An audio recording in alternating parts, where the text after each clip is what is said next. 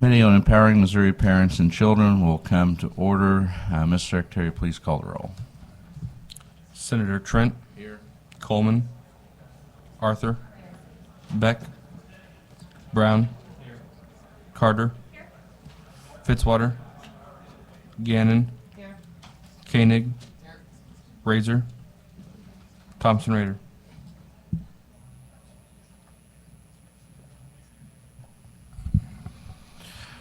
All right, we have a quorum, but we will probably wait a little while for some more people to show up before we do executive session. So we'll just begin with bill hearings, and we will begin with public hearing for Senate Bill 1164. Senator Black, please proceed when ready.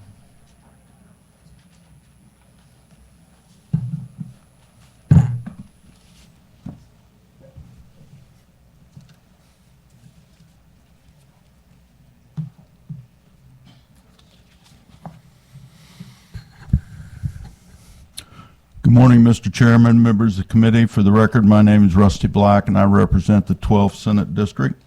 This bill would create the Education Stabilization Fund in the State Treasury, subject to appropriations in any fiscal year in which actual revenues are less than the revenue estimates upon which appropriations are based.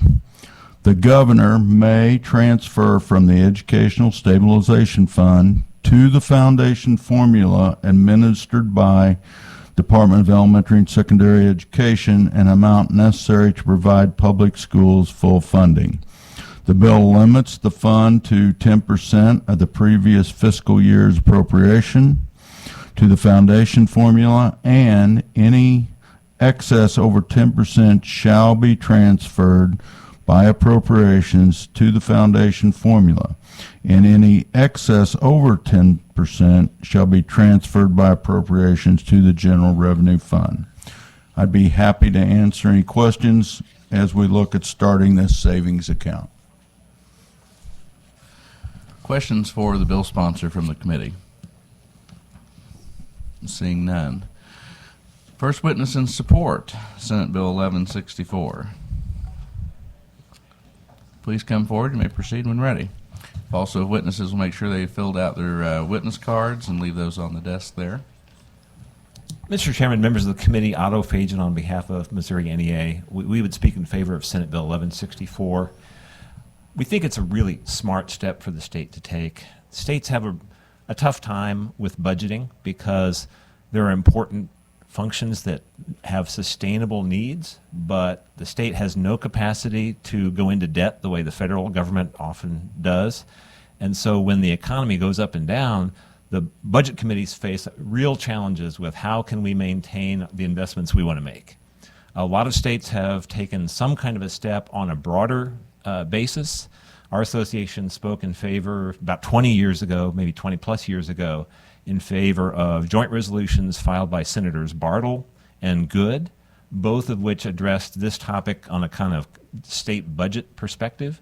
But it probably makes sense, and you can accomplish much the same thing by addressing this with regard to the investment in the formula, because it is so central to what the state budget and the state general revenues are directed towards, that the stabilization in that and managing how you fund that through ups and downs in the economy will have benefits for the budgeteers, not just in terms of the K-12 education funding, but in not having to pinch in other areas of the budget because you're forced to make that primary commitment to fund the formula.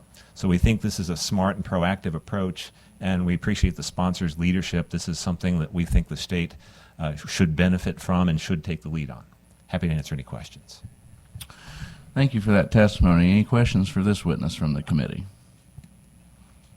Thank you, Mr. Seeing Chairman. none, thank you again for being here. Further witnesses testify in support Senate Bill 1164. Any witnesses here testify in opposition? Seeing none. Any witnesses here testify for informational purposes only? Seeing none. Senator, do you have any concluding remarks? That will conclude the public hearing on Senate Bill 1164. We will next move to a public hearing for Senate Bill 1290. Senator Carter may proceed when ready.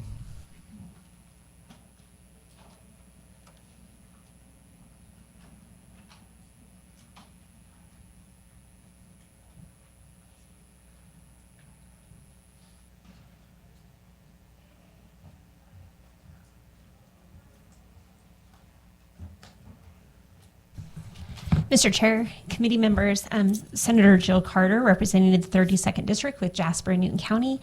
Senate Bill 1290 is subject to appropriation. This act establishes the Classical Education Grant Program and corresponding fund in the State Treasurer for the purpose of assisting school districts with improving programs in classical education.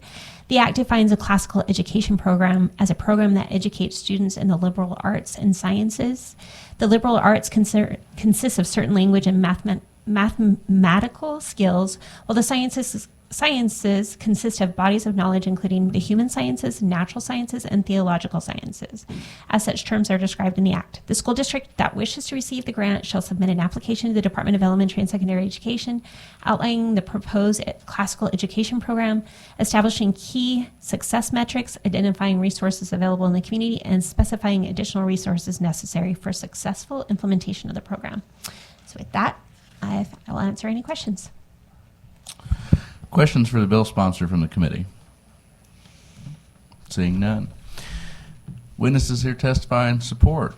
Senate Bill 1290. Seeing none. Any witnesses here testify in opposition? Senate Bill 1290. Seeing none. Any witnesses here testify for informational purposes only? Seeing none. Any concluding comments? Just thank you for your time.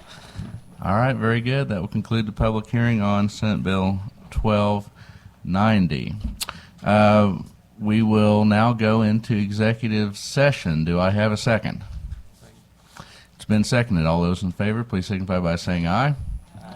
Any opposed, say no. And the ayes have it. We are in executive session.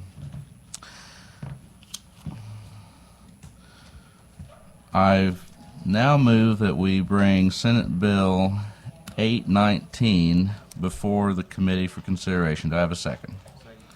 It's been seconded. All those in favor signify by saying aye. Any opposed say no. And the ayes have it. Senate Bill 819 is before the committee.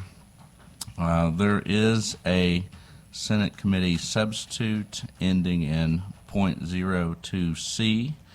It has been distributed, and I move for its adoption. Do I have a second? It's been seconded. All those in, we will now have discussion on the Senate committee substitute, and if everyone will recall, this is the Flex Schools bill that Senator Brown has, and if he would like to. There was the flex language. It was the homeschool sports bill. The flex language was taken out in the substitute, so just much more simple bill. Allows children to participate in activities that their parents' tax dollars fund, and still holds them to the same accountability standards in terms of discipline. If there's any kind of class that's associated directly with the activity, such as a band class for a band practice, the student has to still attend those. It just simply allows them the opportunity to participate. Further discussion on the Senate committee substitute. Proceed, Senator. Thank you. I think this is probably a comment more directed at the overall bill. I support the spirit of the legislation, which is that kids who are homeschooled get the opportunity to participate in sports. And so I'm going to be comfortable moving it out of committee, but I hope you'd be willing to sort of work on some of those specific details. Happy to have that conversation with you. Thank you. Thank you. Further discussion. Yes, Senator, please proceed. Yes, I just wanted to ask the bill sponsor, you mentioned band. Are you saying then the bill says that you have to participate in activities at the school, or do they have to take 2 classes at the school, like math and history, or? No, they would be required to participate in any classes that were directly associated. So there are, obviously, if you want to participate in band and the band is a second-hour band class, then you'd be held to the same standards as far as attendance as any child that attended the public school.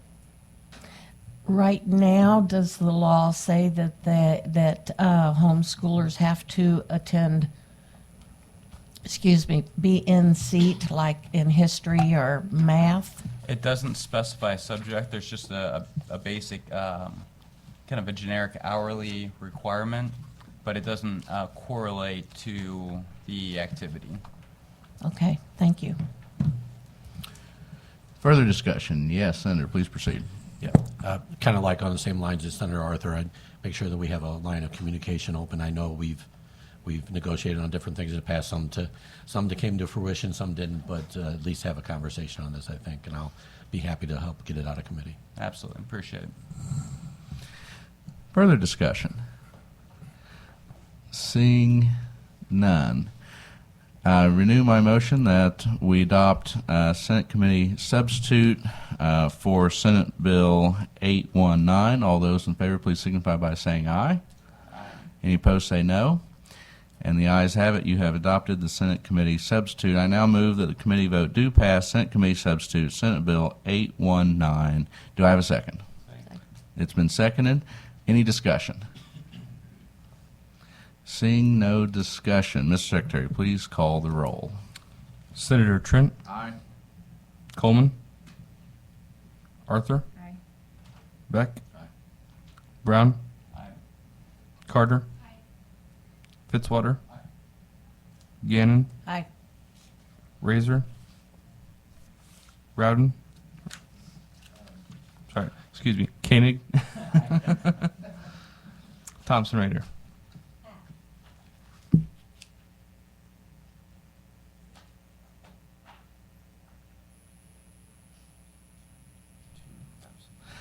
By your vote of 9 aye and 0 noes, you have voted do pass Senate Committee substitute, Senate Bill 819.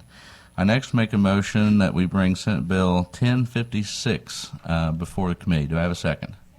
It's been seconded. All those in favor, please signify by saying aye. Aye. Any opposed, say no. And the ayes have it. Senate Bill 1056 is before the committee. I next make a motion that we vote do pass Senate Bill 1056. Do I have a second? Second. It's been seconded. So if everyone will recall, this bill is Senator Black's bill that would increase maximum gross income eligibility for fast-track workforce incentive grants from $80,000 to $100,000 for taxpayers that are married jointly or filing jointly, and from $40,000 to $50,000 for all other taxpayers, adjusted annually based on inflation. Any discussion? Seeing no discussion, I renew my motion that the committee vote do pass Senate Bill 1056. Mr. Secretary, please call the roll. Senator Trent. Aye. Coleman. Arthur. Aye. Beck. Brown. Carter. Fitzwater. Gannon. Razor. Koenig. Thompson Raider.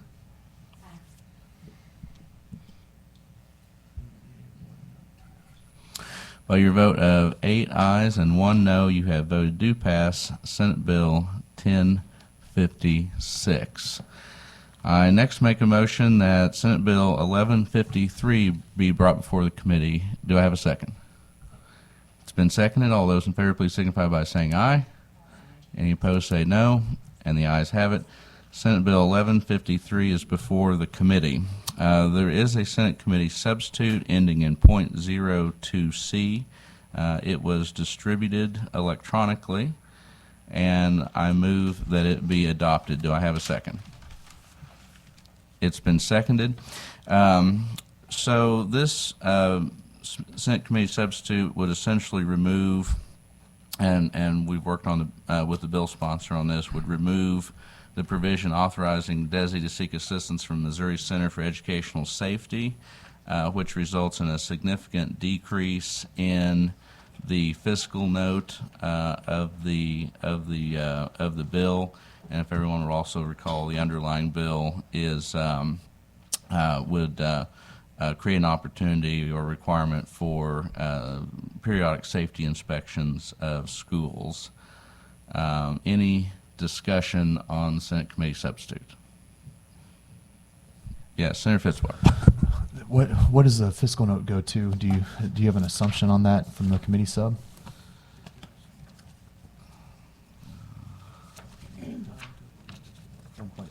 4.2 million. Yeah. 4.2. Yeah, it was originally 28, and it goes to, is it 4.2, I think, roughly. Yeah. Thanks. Further discussion?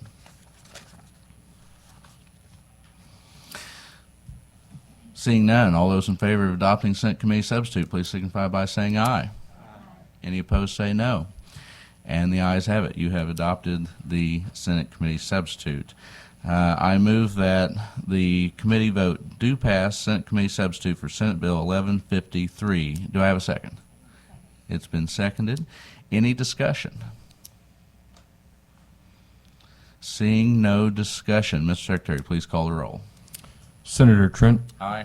Coleman, Arthur, Beck, Brown, Carter, Fitzwater, Gannon, Razor, Koenig, Thompson Raider. By your vote of 9 aye and 0 no, you have voted do pass Senate Committee substitute Senate Bill 1153. I next move that we exit executive session. Do I have a second? It's been seconded. All those in favor signify by saying aye. Anybody opposed, say no. And the ayes have it. We have exited executive session with no further business coming before the committee. The committee is adjourned.